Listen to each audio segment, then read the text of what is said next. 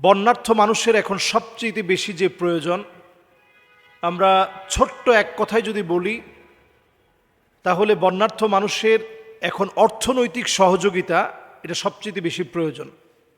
আমাদের দেশের রাস্তাঘাট সহ ঘরবাড়ি যা ভেঙে চুরমার হয়ে গেছে, পানির আঘাতে যা ডেউয়ে ডেউয়ে যা ক্ষতিগ্রস্ত হয়েছে, অর্থনৈতিক সহযোগিতা প্রয়োজন। এবং বন্যার্থ মানুষের জন্য এখন যেটি সবচেয়ে বেশি প্রয়োজন, রেইনকোট। প্রচণ্ড বৃষ্টি এখনো হচ্ছে, রেইনকোটের প্রয়োজন এবং উদ্ধার কাজের জন্য এটা প্রয়োজন। বন্যার্থ মানুষের জন্য প্রয়োজন ছাতা, টর্চ লাইট, রান্না করা খাবার, শুকনো খাবার, এবং তাদের উদ্ধার কার্যের জন্য প্রয়োজন স্পিড বোট।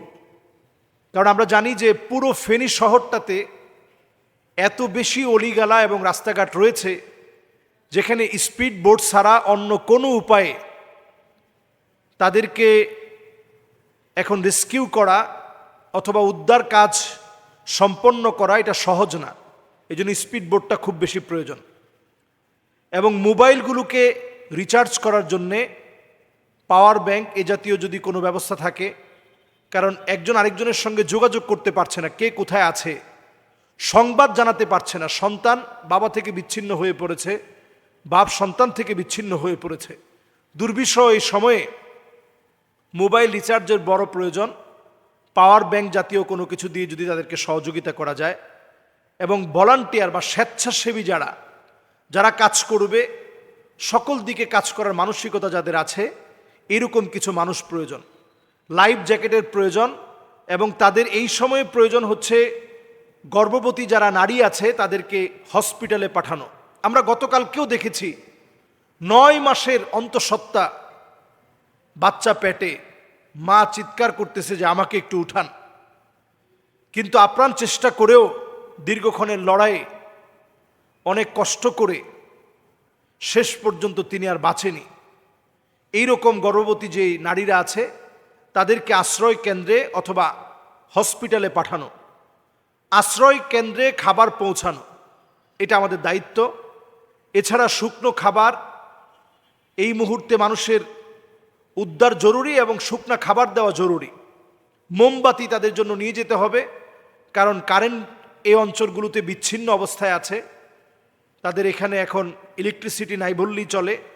ঔষধ সামগ্রী, মেডিকেল টিম পাঠিয়ে প্রয়োজনীয় যে ওষুধগুলো রয়েছে, আমরা প্রত্যেকেই জানি যে এই সময়ে পানিবাহিত বিভিন্ন রোগ ছড়িয়ে পড়তে পারে, ডায়রিয়া এবং জ্বরে আক্রান্ত হতে পারে, বিভিন্ন রকমের সমস্যা সৃষ্টি হতে পারে। এজন্য একটা মেডিকেল টিম করে ওই মেডিকেল টিমের মাধ্যমে ঔষধ সামগ্রী পৌঁছাবেন আপনারা অবশ্যই। বন্যা পরবর্তী পুনর্বাসন, এই যে আমাদের ক্ষয়ক্ষতি যেগুলো ভেঙে চুরমার হয়ে গিয়েছে, এদেরকে কিভাবে পুনর্বাসন করা যায়, এই প্রোগ্রাম আমাদের প্রত্যেকের মাথায় থাকতে হবে। আমরা অনেকেই বলেছি যে আমরা ভারতের চাইতে বড় একটা বাঁধ নির্মাণ করব। তারা 730 ফিট বাঁধ নির্মাণ করেছে, তারা 7030 ফিট বাঁধ নির্মাণ করেছে। আমরা এর চাইতে বড় নির্মাণ করব। এটার জন্য আমরা ফান্ড তৈরি করার জন্য অনেকে আমরা ভিডিও বানাচ্ছি যে আরেকটা বাঁধ নির্মাণ করলেই মনে হয় আমার দেশটা বেঁচে যাবে। আসলে বিষয়টা কিন্তু এমন না। পানি কখনো পিছনের দিকে যায় না, পানি তার গতির দিকে এগোতে থাকে। প্রত্যেকটা বস্তুরই সমান এবং বিপরীত প্রতিক্রিয়া রয়েছে। পানির প্রতিক্রিয়াটা এমন, সেটা সামনের দিকে এগিয়ে গিয়ে চূর্ণ বিচূর্ণ করে দেয়।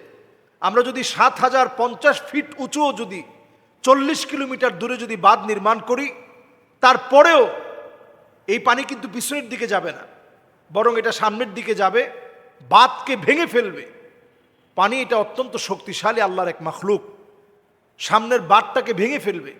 এজন্য যারা আমরা প্রবাস থেকে চেয়েছিলাম বাঁধ নির্মাণ করতে, আমরা টাকা পাঠাবো, আমরা আমাদের এই দেশটাকে আরেকটা বার নতুন করে গড়তে, যাদের ক্ষয়ক্ষতি হয়ে গিয়েছে তাদের পুনর্বাসনে ইনশাল্লাহ আমরা সহযোগিতার হাত বাড়িয়ে দেব।